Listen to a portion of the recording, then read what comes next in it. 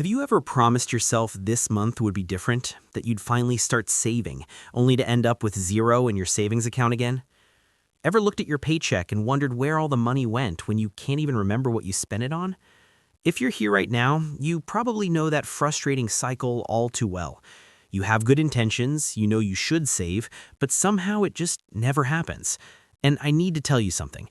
This isn't about not making enough money. This is about the psychological blocks that make saving feel impossible even when you know it's what you need to do.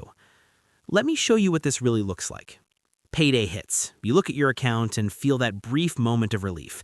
You tell yourself this time you're going to transfer some to savings before you spend anything. But then you remember that bill you forgot about, and your friend's birthday is coming up, and you really need new work clothes.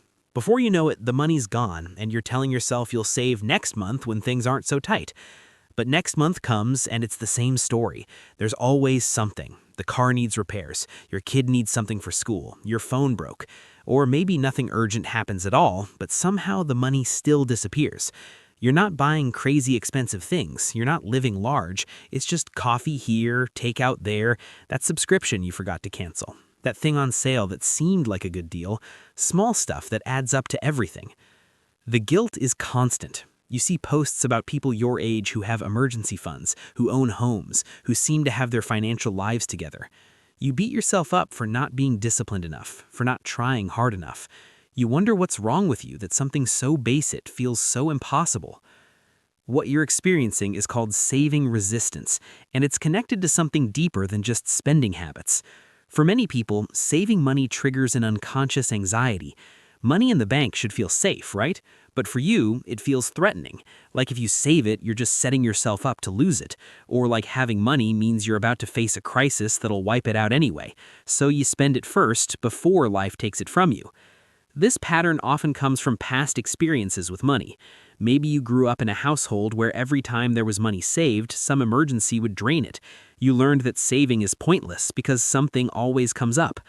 Or maybe you were taught that spending money on yourself was the only way to feel good, that saving meant denying yourself pleasure. Or maybe you never saw anyone successfully save, so you don't even have a model for what that looks like. Let me tell you about Chris. He's a nurse, makes decent money, has been working for 8 years. Chris has tried every budgeting app, every savings challenge, every financial guru's advice. But he's never had more than $500 in savings, and even that didn't last a week.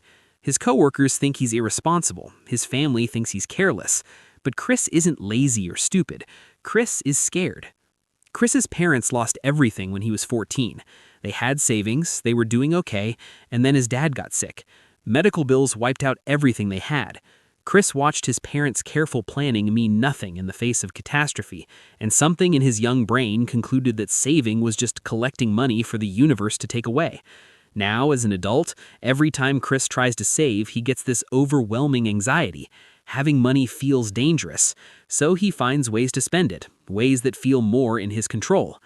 Chris doesn't have a discipline problem. He has a trauma response that's showing up in his finances. His brain is trying to protect him from the pain of loss by making sure there's nothing to lose. It's backwards, but it makes perfect sense when you understand the psychology behind it. Here's what most people don't understand. Your inability to save isn't about willpower. It's about what saving means to your nervous system. For some people, an empty savings account feels safer than a full one because empty is familiar. Full feels vulnerable, like you're tempting fate, like you're one crisis away from losing it all anyway. So you spend it first before life takes it from you. This pattern often comes from past experiences with money. Maybe you grew up in a household where every time there was money saved, some emergency would drain it. You learned that saving is pointless because something always comes up. Or maybe you were taught that spending money on yourself was the only way to feel good, that saving meant denying yourself pleasure. Or maybe you never saw anyone successfully save, so you don't even have a model for what that looks like. Now, I want to hear from you. Do you struggle to save money no matter how hard you try? Does having money in savings make you anxious instead of secure? If what I'm describing has happened to you, drop an "I feel this way" in the comments. You'll realize you're not alone.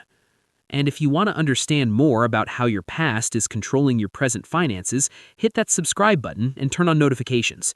In the next video, we're going to talk about why you keep making the same financial mistakes and how your childhood is still running your money decisions. See you then.